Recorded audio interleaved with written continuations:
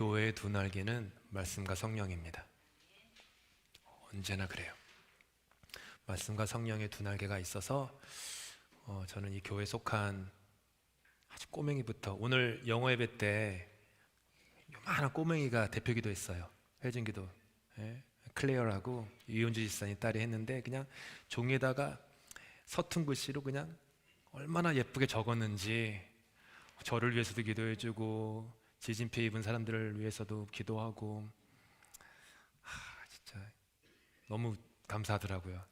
그 어린 영혼에서부터 나이 드신 분들이 이렇게까지 말씀과 성령으로 좀 비상하실 수 있기를 축복합니다. 감사드립니다. 오늘 우리에게 주신 하나님 말씀은요, 우리 누가복음 4장 1절부터 4절입니다. 누가복음 4장 1절부터 4절 함께 교독하도록 하겠습니다. 제가 먼저 1절 읽겠습니다. 예수께서 성령의 충만함을 입어 요단강에서 돌아오사 광야에서 40일 동안 성령에게 이끌리시며 마귀에게 시험을 받으시더라. 이 모든 날에 아무것도 잡수시지 아니하시니 날수가 다함에 줄이신지라. 마귀가 이르되 내가 만일 하나님의 아들이거든 이 돌들에게 명하여 떡이 되게 하라. 예수께서 대답하시되 기록된 바 사람이 떡으로만 살 것이 아니라 하였느니라. 앞으로 3주 동안 예수님께서 광야에서 받으신 그 시험 3가지를 함께 묵상하도록 하겠습니다. 3주 동안이에요. 오늘은 첫 번째 시험, 다음 주는 두 번째, 그 다음 주는 세 번째 시험에 대해서 묵상하겠습니다. 2주 전 우리에게 주어진 본문에서 예수님께서 세례를 받으셨어요. 세례를 받으시고 물에서 나오신 다음에 기도하실 때 하늘이 쫙 열렸어요. 그러면서 성령이 비둘기 같은 모습으로 주님 위에 내려오셨다라고 누가는 기록했습니다. 그리고 그 열린 하늘에서 소리가 임해요. 그러니까 하늘에 있는 진리가 이 땅에 임하는 거죠. 그 소리가 무엇이었냐 하면 너는 내 사랑하는 아들이라 내가 너를 기뻐한다. 예수야, 너는 내 사랑하는 아들이야. 내가 너를 너무 기뻐해. 이 말씀이었어요. 그 후에 예수님께서 성령에게 이끌려 광야에서 40일을 금식하십니다. 큰 은혜가 우리에게 임했을 때 그 다음부터 바로 천국이 열리는 게 아니에요. 광야가 기다리고 있어요. 농담 반 진담 반으로 그런 얘기 하시는 분들이 있어요. 예수님 좀 잘 믿으려고 하면은 그렇게 자꾸 시험 드는 일이 많다고, 틈탄다고 이렇게 하시는데 인생 비슷해요. 예수님이 성령에 이끌려서 광야에서 40일 동안 금식하십니다. 40일 동안 금식하셨어요. 금식해 보신 적 있으시죠? 40일 금식은 좀 조심하셔야 되는 금식이니까 추천해 드리진 않고요. 이번 주 수요일부터 사순절이 시작되지 않습니까? 금식하시기를 권면합니다. 금식은 종류가 여러 가지예요. 아침만 금식하시는 분도 있고, 생활을 하셔야 되니까, 혹은 저녁만 금식하시는 분도 있고, 혹은 커피가 너무 좋으면은 40일 동안 내가 커피를 좀 끊어야겠다. 아니면은 한국 드라마가 너무 좋으면 40일 동안 좀 그 드라마 금식을 좀 해야겠다. 이렇게 하시든지 각자 좀 창의적으로 금식을 하시면서 시간을 보내실 수 있어요. 근데 예수님은 40일을 금식하셨어요. 얼마나 배고프셨을까요? 40일 금식하셨는데 큰 고통을 느꼈죠. 그때 마귀가 예수님에게 시험을 거는데 예수님이 가장 약한 부분 무엇이죠? 배고픔을 가지고 시험을 걸어요. 마귀가 이렇게 얘기합니다. 네가 만일 하나님의 아들이거든 이 돌들에게 명하여 떡이 되게 하라. 이게 뭐냐 하면 하나님의 아들이니까 자기를 부인할 필요가 없어 얘기하는 거예요. 너 하나님의 아들이잖아. 근데 왜 배고파해야 돼? 네 인생이 배불러야지. 예수 잘 믿잖아. 근데 왜 배고파? 예수 잘 믿으면 배불러야 되는 거 아니야? 이렇게 유혹하는 거예요. 하나님의 아들로서 높여졌기 때문에 고난받아서는 안 된다. 그러니까 십자가 지지 말라는 얘기예요. 그리고 자신의 필요를 채우기 위해서 하나님을 이용해서 쉽게 해결하라. 이게 마귀의 시험의 요지였어요. 어쩌면 우리 모두는 돌이 변하여 떡이 되게 하는 능력을 원하는지도 모릅니다. 돌 같은 내 배우자가 아닌 것처럼 보시네 저를. 돌 같은 여러분의 배우자가 말랑말랑하게 여러분 말을 잘 듣는 사람으로 변하면 얼마나 좋겠어요. 돌 같은 내 자녀가 정신 차리고 엄마 아빠 말 잘 들으면 얼마나 좋겠어요. 돌 같은 우리 가정이 말랑말랑한 떡이 되면 얼마나 좋겠어요. 돌 같은 우리의 병든 육신이 나아지면 얼마나 좋겠습니까? 돌 같은 우리 구역원들이 말랑말랑한 떡이 되면 얼마나 좋겠어요. 전화만 하면 그럼요 가야죠 이러면서 오는 말랑말랑한 떡 같은 구역원들로 가득하면 얼마나 좋겠어요. 돌이 변하여 떡이 되게 하는 능력이 있으면 참 좋겠습니다. 저는 그런 능력만 있으면, 우리에게 그런 능력만 있으면 튀르키예와 시리아에서 일어난 지진으로 고통받는 그 수많은 사람들의 궁핍을 단번에 해결할 수 있을 겁니다. 그런 능력만 있으면 이 런던에는 노숙자가 단 한 명도 없을 거예요. 그런 능력만 있으면 우리는 이 세상을 천국으로 만들어낼 수 있을 것만 같습니다. 그런 능력만 있으면요, 매주일 교회에서 하는 점심 식사가 엄청나게 쉬워질 거예요. 돌이 변하여 떡이 되게, 여기서 떡이라는 말은 이제 한국식으로 번역을 한 거지, 영문은 브레드예요. 빵이에요. 그러니까 한국식으로는 요즘은 떡 잘 안 드시니까 드시지만, 하지만 한국은 돌이 변하여 밥이 됐다 이 뜻이에요. 그런 거죠. 돌이 변하여 떡이 되었으니 그 약간의 식비조차도 받지 않아도 그냥 막 매주일마다 교회 오셔가지고 권사님들이나 집사님들이 돌이 변하여 떡이 되는 능력이 있으면 여기 교회 주변에 돌 보면서 밥이 되라 막 이러면서 너는 시금치가 되고 너는 미역국이 되고 막 이러면서 막 간뜩 갖고 와가지고 밥상 차리면 얼마나 편하겠어요. 그런 능력만 우리에게 있으면 우리 교회는 부자 교회가 될 겁니다. 그 즉시로 몰려드는 사람으로 바글바글 할 거고요, 큰 땅에 큰 건물을 지어도 사람들을 다 수용하지 못할 거예요. 저도 돌이 변하여 떡이 되게 하는 능력이 제게 있으면 좋겠어요.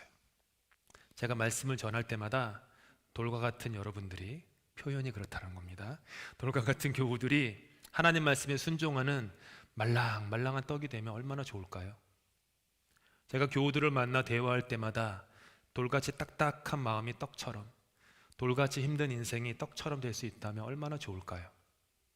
찬양을 할 때마다 돌 같은 사람들이 일어나 우레와 같은 찬양을 하면 얼마나 좋을까요? 사역의 자리에서 돌이 떡이 되는 역사가 일어나면 얼마나 좋을까요? 그리고 무엇보다 돌 같은 제 마음이 돌처럼 굳을 때, 제가 제 마음에게 명할 때마다 간단하게 떡처럼 부드러워지고 산 생명으로 꿈틀꿈틀거리면 얼마나 좋을까요? 우리는 기왕이면 쉽고 기왕이면 편한 길을 원합니다. 수고와 희생이 없는 삶을 원합니다. 수고와 희생이 있다고 하더라도 최소한의 수고와 희생이 있기를 다 바랍니다. 하나님과의 관계도 하나님이 나의 필요를 채워주시는 분 정도의 수준에서 신앙생활을 할 때도 많습니다. 아니 어쩌면 대부분인지도 모릅니다. 타인과의 관계에서도 나의 육체적 필요이건 정서적 필요이건 그것을 채워주는 관계 정도에서 머물 때도 있습니다. 교회도 마찬가지죠. 교회도 그냥 우리의 필요를 충족시켜주는 그런 교회, 목사가, 다른 교우들이, 교회 프로그램들이 나의 그 배고픔을 채워주는 그런 교회 되기를 바라며 나오죠. 다 그래요. 다 그래요. 모든 모임도 그렇지만 교회가 아니라 얼마 전에 런던의 모임을 보니까 사람들이 되게 많이 오셨더라고요. 그 모임에 평소보다 한 2배 정도. 그 다음 주 보니까 반이 없으시더라고요. 자기에게 유익이 되면 어느 자리든 찾아갑니다. 내 밥그릇에 상관이 있으면은요, 사람은 찾아가요. 예, 예. 모든 세상이 그럴진데 교회도 그런 모습이 왜 없겠습니까? 그런데 문제는 주님께서 이렇게 얘기하셨어요. 인자가 온 것은 섬김을 받으려 함이 아니라 도리어 섬기려 하고 자기 목숨을 많은 사람의 대속물로 주려 함이라. 바울 사도께서도 이렇게 말씀하셨어요. 주는 것이 받는 것보다 복되다. 예수님은 이와 같은 마귀의 게임에 다음과 같이 말씀하셨습니다. 기록된 바 뭐라고요? 사람이 떡으로만 살 것이 아니니라 하셨느니라. 어디에 기록되었냐 하면은 신명기 8장 3절 말씀이에요. 함께 읽겠습니다. 시작. 너를 낮추시며 너를 줄이게 하시며 또 너도 알지 못하며 내 조상들도 알지 못하던 만나를 내게 먹이신 것은 사람이 떡으로만 사는 것이 아니요 여호와의 입에서 나오는 모든 말씀으로 사는 줄을 내가 알게 하려 하심이니라. 다음 2주 동안에도 살펴보겠지만 예수님은 마귀의 모든 시험에 대해서 신명기 6장과 신명기 8장에 나오는 하나님의 말씀으로 그 마귀의 시험을 이기셨어요. 여러분, 우리가 우리 자녀에게 넌 참 말을 잘 듣는구나 라고 얘기를 하면 우리는 그 아이의 청력에 대해서 말하는 게 아니에요. 너 참 말을 잘 듣네. 너 아빠 말 정말 잘 듣는구나. 너 엄마 말 참 잘 듣는구나 얘기를 하면요, 그게 무슨 뜻이냐면 그 아이의 순종, 그 아이의 신실함에 대해서 말하는 거예요. 예수님께서는요, 하나님의 말을 잘 듣는 하나님의 사랑하는 아들이셨어요.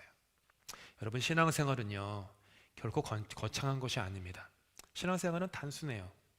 하나님의 말을 잘 듣는 것, 그게 신앙생활이에요. 하나님의 말씀을 잘 듣는 것. 그런데 말씀을 잘 듣는다는 것이 성경은 어떻게 이해하냐 하면 말씀을 잘 듣는다라는 것을 말씀을 집어삼켜 먹는 것으로 이해해요. 성경은. 계시록에서 하나님께서 사도 요한에게 천사를 통해서 이렇게 말씀하셨습니다. 내가 천사에게 나아가 작은 두루마리를, 말씀이죠, 달라 한즉 천사가 이르되 뭐라고요? 갖다 먹어버리라. 먹어라. 말씀을 먹어라. 움켜진 공책과 연필, 나의 지식과 경험과 감정과 기분과 그런 모든 상황들의 공책과 연필을 내려놓고 숟가락과 젓가락을 집어들라는 거예요. 하나님의 말씀에 대한 정보는요, 저와 여러분의 삶을 조금 더 변화시킬 수 없습니다.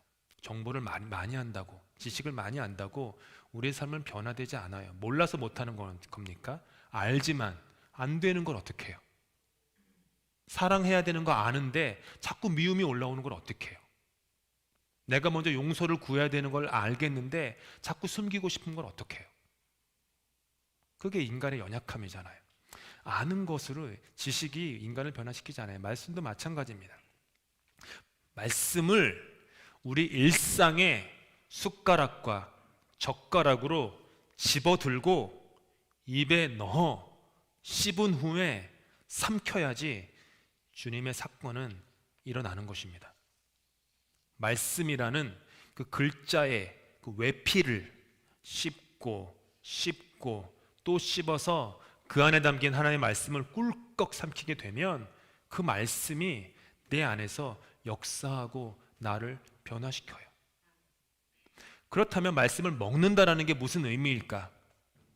시편 말씀을 찾아보니까 거기에 답이 있더라고요. 시편 1편 말씀 이렇게 써 있어요. 복 있는 사람은 뭐라고 했냐면 그의 율법을 주야로 묵상하는다.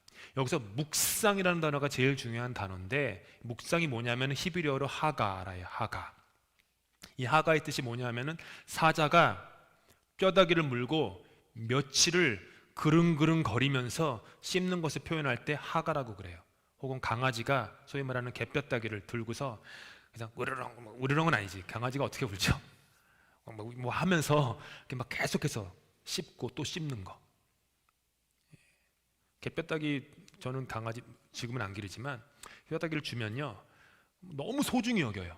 그래가지고 막 씹다가 아직도 씹을 게 너무 많거든요. 근데 제가 볼 때는 고기도 하나도 없는데 그 뭐가 많나 봐. 그래가지고 마당에 가서 막 숨겨두더니 자기만의 은밀한 곳에 숨겨둬요.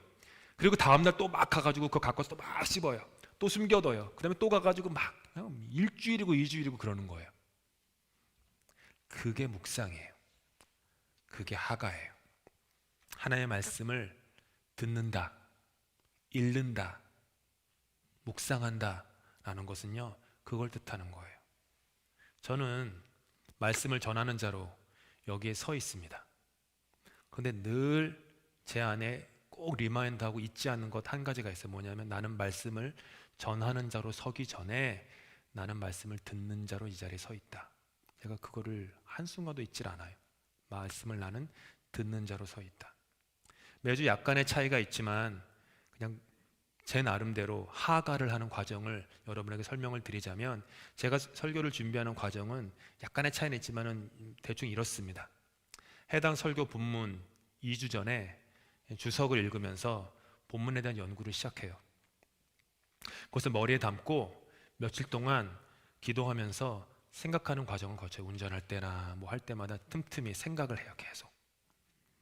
그 다음에 주일 저녁이 되면 저녁까지 묵상한 내용들을 컴퓨터에 두서없이 막 써내려가요. 그러면서 막 써내려가면 안에서 이렇게 보글보글 올라오는 거품 같은 게 있어요. 버블이 있어요. 그것들을 컴퓨터에 막 적어놓고 그 생각들을, 이 머리에 있는 생각들을 가능하면 마음 깊은 곳에 내려보내려고 막 해요. 그 다음 며칠 동안 교우 한 분 한 분을 생각하면서 묵상을, 말씀과 여러분의 삶을 가능하면 제가 아는 한에서 연결하려고 해요. 그리고 수요일 하루 동안 첫 설교 원고를 작성합니다. 목요일과 금요일 동안에 원고를 책상에 쫙 펼쳐놓고 기도하면서 고쳐요. 쫙 펼쳐놓는 이유는 한 장씩 보면은 전체 그림이 안 보이는데 쫙 펼쳐놓으면은 이 스트럭처가 보이거든요. 이렇게 펼쳐놔요. 한 6, 7장 되거든요. 이렇게 펼쳐놓고 쭉 이렇게 멀리서 봐요. 이렇게 일어나서 보기도 하고 앉았다 보기도 하고 어떻게 이렇게 보면 더 달라질까 막 이러면서, 그래서 막 써요. 고치고 쓰고. 목요일과 금요일 동안 그 일을 하죠. 토요일날 새벽 예배를 마친 다음에 또 펼쳐요. 그 다음에 또 기도하면서 수정을 합니다. 그 다음에 주일 새벽에 일어나요. 주일 새벽에 일어나서 이번에는 옆에 있는 종이에다가 제가 지금까지 거기까지 완성한 설교를 손으로 써요. 이번엔 손으로 한번 써가요. 이제 손이 좀 아파가지고 요즘 만년필을 쓰는데 손이 덜 아프니까 만년필을 이렇게 막 흘기듯 써요. 그러면 또 쓰면서 또 막 설교가 또 바뀌어요. 막 정제가 되죠. 여기서 내가 좀 이런 말은 빼야겠다. 누군가에 대한 아쉬운 마음, 혹시 찌르는 마음이 있는 문장 같다 그러면 그걸 빼요. 가능하면 그렇게 하지 말자. 혹은 뭐 누가 뭐 알아주기를 바라는 어떤 그런 베깅하는 마음이 있다, 그런 문장들 빼요. 그러지 말아야지.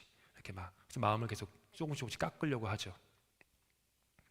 그 다음에 이제 설교 파워포인트 슬라이드를 완성한 다음에 발송을 해요, 집사님께. 그리고 준비를 하고 교회에 오죠. 보통 이런 과정을 거쳐요. 근데 오늘 새벽에도 일어나서 준비하면서 엄청 기도했는데 너무 부족하구나. 내 묵상이 너무 부족하구나. 더 씻고 더 씹어야 되는데 묵상이 너무 부족해서 이거 어떡하지 막 이러면서 아침에 막 조바심이 좀 있었어요. 매번 그래요. 매번 어느 한순간도 이렇게 준비가 됐다라고 하고 설교에 산에 선 적이 없습니다. 늘 부족하죠. 그냥 바라는 것은 부족한 부분 주님 채워주십시오. 내가 혹시라도 부족해서 아라고 얘기하면은 성도님들이 어라고 찰떡같이 알아들을 수 있도록 해주시고, 그러면 그런 마음으로 오죠. 그렇게 하는 이유가 뭘까요? 사랑하기 때문입니다.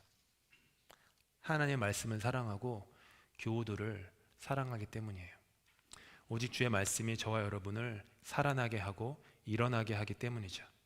이것은요, 아까 여기 위에 화면에 있는 것처럼 목사의 부르심이 아니라 복 있는 사람 모두를 향한 부르심입니다. 여기서 우리가 기억해야 될 사실 한 가지가 있어요. 그것은 사자가 입에 문 뼈다귀는 달지만 말씀은 쓰다는 거예요. 이게 차이예요. 사도 요한에게 말씀을 갖다 먹으라라고 아까 봤던 그 말씀에 바로 하나님이 이렇게 말씀하세요. 네 배에는 쓰나 네 입에는 꿀같이 달리라 하거늘 내가 천사의 손에서 작은 두루마기를 갖다 먹어버리니 내 입에는 꿀같이 다나 먹은 후에 내 배에서는 뭐라고요? 쓰게 되더라. 말씀을 집어서 하가, 즉 잘근잘근 씹어서 삼키면요 배가 아파요. 왜 아플까요? 우리 안에 돌을 떡이 되게 하려는 우리의 그 숨겨진 감추어진 욕망과 말씀이 싸우기 때문이에요. 그래서 써요. 돌을 떡이 되게끔 하고 싶은 내 안에 있는 전능자의 욕심, 초능력자가 되고 싶은 욕심, 혹은 그게 아니면 해결자가 되고 싶은 욕심, 그 욕심과 말씀이 막 겨루기 때문이에요. 써요. 내 필요를 충족시키고자 하는 육신의 갈망과 말씀이 씨름하기 때문에 써요. 그런데 말씀은 맹렬하게 타는 불이 되어서 우리 안에 있는 소욕을 결국에는 다 태워요. 바위를 부수는 망치가 되어서 우리 안에 굳은 마음을 깨뜨리시죠. 여러분, 말씀은요 저와 여러분의 기분을 좋게 하려는데 조금도 관심이 없으세요. 오직 저와 여러분의 영혼을 살리고 일으키는 데에만 관심이 있죠. 우리로 하여금 하나님과의 관계를 바로 세우는 데에만 말씀은 관심이 있어요. 그래서 말씀은 입에 달지만 배에는 쓴 거예요. 우리 잘 아시다시피 몸에 좋은 것이 쓰다라는 말처럼 말씀은 입에 달지만 배에는 써요. 근데 그 쓴 것이 저와 여러분을 살려요. 그 쓴 것이 우리의 인생을 살리고 우리의 자녀를 살리고 우리의 부모를 살리고 우리의 가정을 살리고 이 교회를 살리는 거예요. 지난 2월 17일 금요일에 개인적으로 말씀을 묵상한 제 큐티 본문이 예레미야 23장이었습니다. 지난 몇 주 동안 계속 예레미야서 개인 묵상을 하고 있는데 예레미야 23장에 이런 말씀이 적혀 있더라고요. 이 백성 가운데 어느 한 사람이나 예언자나 제사장이 너에게 와서 부담이 되는 주님의 말씀이 있느냐고 묻거든 너는 그들에게 대답하여라. 부담이 되는 주님의 말씀이라고 하였느냐? 나 주가 말한다. 너희가 바로 나에게 부담이 된다. 그래서 내가 이제 너희를 버리겠다 말하였다고 하여라. 친구나 친척끼리 서로 말할 때에는 부담이 되는 주님의 말씀이라고 말하는 대신에 주님께서 무엇이라고 대답을 하셨느냐, 주님께서 무슨 말씀을 하셨느냐 하고 물어야 한다고 일러주어라. 새 번역이에요. 가지고 계신 개역개정은 다른 번역으로 나오시고 엄중한 말씀이라고 나올 건데 부담이라고 원래 번역이 맞는 번역이에요. 왜냐하면 히브리어 마사라는 단어가 말씀이라는 뜻도 있지만 부담이라는 뜻 둘 다 있거든요. 그래서 저는 새 번역이 정확하게 번역했다고 생각이 들어요. 이 경우에는 그날 묵상 노트에다가 이렇게 적었어요. 제가 너무 이게 날것으로 적었기 때문에 나눌까 말까 고민했는데 그냥 제가 그냥 막 쓰는 날것의 그 노트예요. 이렇게 썼어요. 부담이 되는 주님의 말씀이라고 말하지 말자. 그 말은 주님이 부담이 된다는 것이다. 주님이 나에게 부담이 되면 나도 주님께 부담이 된다. 주님이 나에게 무엇이라고 대답하셨는지를 생각하자. 사랑하라, 사랑하라, 사랑하라. 주님이 나에게 무슨 말씀을 하셨는지 생각하자. 사랑하라, 사랑하라, 사랑하라. 사랑만 남게 하자. 감정과 기분이 아닌 사랑, 나의 의지를 내려놓는 사랑, 나를 부인하고 내 십자가를 지는 사랑, 사랑만 하고 사랑만 남기자. 주님, 주님의 말씀이 저에게는 조금도 부담이 되지 않습니다. 제가 주님을 사랑하기 때문입니다. 주님의 말씀이 생명이기 때문입니다. 저와 우리를 살리시기 때문입니다. 주님의 말씀을 저는 사랑합니다. 주님을 저는 사랑합니다. 이렇게 썼어요. 누군가의 말에 부담이 되면 내가 그를 사랑하지 않기 때문입니다. 그를 좋아는 하는데 사랑은 하지 않으니까 좋아하는 것만 하는 거예요. 작은 십자가가 이 앞에 있습니다. 십자가가 저와 여러분에게 하는 말씀이 혹시 귓가에 들리시는지 모르겠어요. 저는 십자가에서 주님이 이렇게 말씀하시는 것 같아요. 나의 사랑하는 아들아, 나는 네가 조금도 부담스럽지 않다. 나의 사랑하는 딸아, 나는 네가 조금도 부담스럽지 않다. 네가 하는 말이 나는 다 들린다. 너의 작은 신음, 너의 아픔, 너의 외로움, 나를 따르고자 하지만 원하는 만큼 따르지 못하는 그 절망, 나는 다 들린다. 그래도 그런 네가 나는 조금도 부담스럽지 않다. 나는 너를 사랑한다. 저는 십자가에서 우리 주님께서 저에게 그런 말씀을 하시는 게 들려요. 여러분도 그 음성을 들을 수 있으면 좋겠습니다. 그래요, 사랑하는 교우 여러분. 그렇습니다. 저와 여러분은 떡으로만 살지 않고 하나님의 입에서 나오는 모든 말씀으로 사는 것입니다. 기도하겠습니다.